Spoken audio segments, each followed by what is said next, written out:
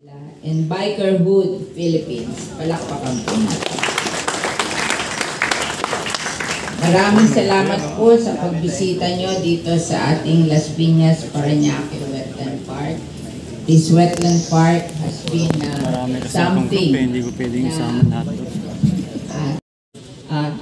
Palawan Underground River, Agusan Mars, Nauhan Lake, Olango Island in Cebu, then Las Piñas Parañaque Wetland Park, the Negros Island Wetland, at saka sa Smoan, Pampanga Wetland. So 8 po sila, and they were chosen by UNESCO as the most important wetlands in the world, in the Philippines. There are 8 of them. And we should be proud of our wetland because it's the only one in a major city in Metro Manila. So, wala po maka-imagine na mapipreserve natin ang isang wetland sa Metro Manila. At anong maganda dito sa wetland na to? We have 159 species of birds.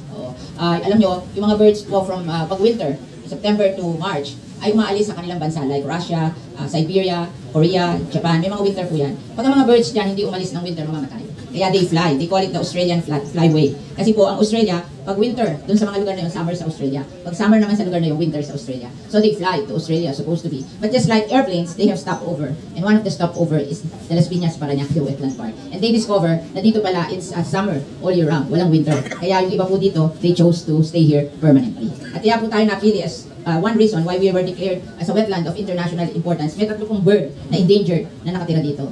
First of all, yung local Philippine duck, and then the Chinese egret. Nakikita nyo yung bird na maputi, tapos ang haba-haba ng paa. That is the Chinese egret. And the black-winged stilt. The black-winged stilt, meron po tayo dito na 1,000 of the remaining 100,000 in the whole world. Kaya tayo po ay very special in terms of bird species. Kaya one of the major activities here would be bird watching. And we have 36 hectares of mangrove. Yung mangrove pong yan ang spawning ground of fishes in Manila Bay. Ano ibig sabihin nito? Dito pinapanganak yung mga fishes na pumupunta sa Manila Bay at nagiging hanap buhay ng ating mga fishermen. There are 300,000 fishermen having their livelihood dependent on Manila Bay. And dito po nanggagaling yung kanilang fingerlings na nahuhuli sa Manila Bay. So pag nasira po yung mangrove na yan, mawawala yung source of fingerlings ng Manila Bay. And at the same time, yung mangrove na yan ay protection natin sa disaster. Alam nyo, nagpunta ako sa Summer Leyte, no, Yolanda. Kasama ko po ang Secretary of Agriculture kasi tutulungan namin yung mga na apektuhang mga farmers and fishermen. Na-discover po namin lahat ng bayan na may mangrove forest sa coast hindi na damage ng Yolanda. Lahat ng bayan na walang mangrove forest sa coast, pumasok po yung typhoon surge. At paglabas sa ocean, dala lahat ng bahay, lahat yung nakatira sa bahay. Kaya lunod lahat. Hindi po totoo na 6,000 lang namatay sa Yolanda. They said it's more than 20,000. Kaya lang hindi na pinablish dahil pakikialaman na tayo ng international pag masyadong maraming namatay. And sila po ay inilibing na sa mass grave, hindi na sila nakita ng kanilang mga pamilya. Kaya don't let that happen to us. Kaya ako po, against po ako sa reclamation kasi pag nag-reclamation po, mamamatay ang ating mangrove. Kasi yung mangrove, nabubuhay po yan sa combination of fresh water and salty water. Ang fresh water po nanggagaling sa ating 4 na river na lumalabas dito sa Manila Bay. Ang salty water is coming from Manila Bay. Pag hindi nakapasok po yung salty water, mamamatay yung ating mangrove. So napaka-importante. Kami po ni Senator Manny Villar, mahal na mahal namin itong mangrove na to. In fact, when he was congressman in 1992, palagi niyang pinagbibilin sa akin, tulungan mo yung DNR sa pagtatanim ng mangrove. Because pag nabuhay na yan, it's illegal to destroy them. And the mangrove will be our protection against disaster. Kaya mahal na mahal po namin ang mangrove dito sa Las Piñas Parañaque Wetland Park. Si President GMA po, dineclare niya in 2007, ang Las Piñas Parañaque Wetland Park is a protected area by virtue of a presidential proclamation. Kaya lang po, ang presidential proclamation mababawi ng any president in the future. Kaya medyo hindi pinakikinggan ng mga tao yung presidential proclamation. Then we were declared a wetland of international importance in 2013.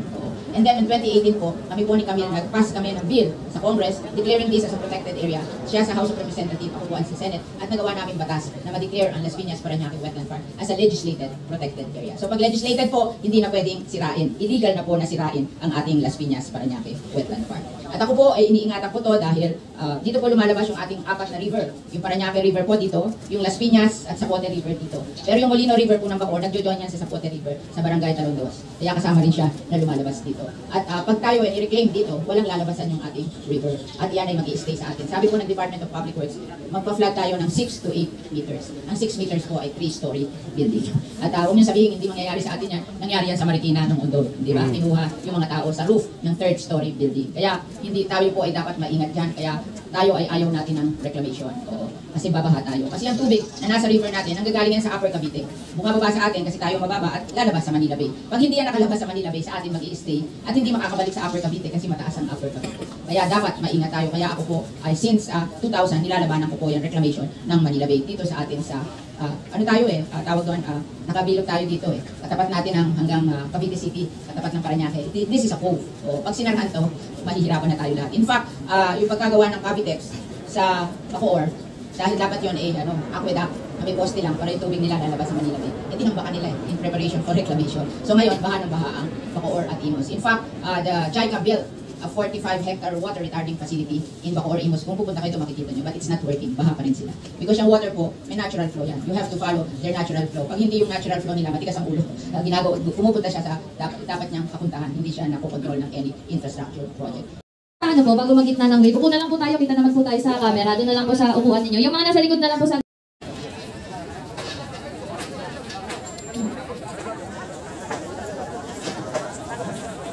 So yung mga tapos na mag-picture, pwede pong umupo muna tayo. Upo muna tayo. Meron po po.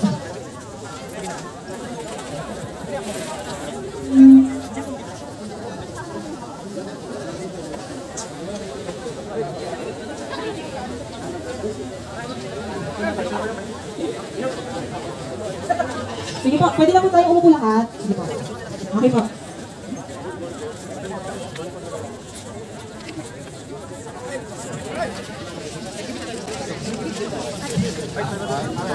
Marami na sila, hindi na magpapapicture ha. Nandito naman ako eh. May interview pa palang gagawin. Okay, may interview pa pala si Senator Cynthia Villar sa UNTV.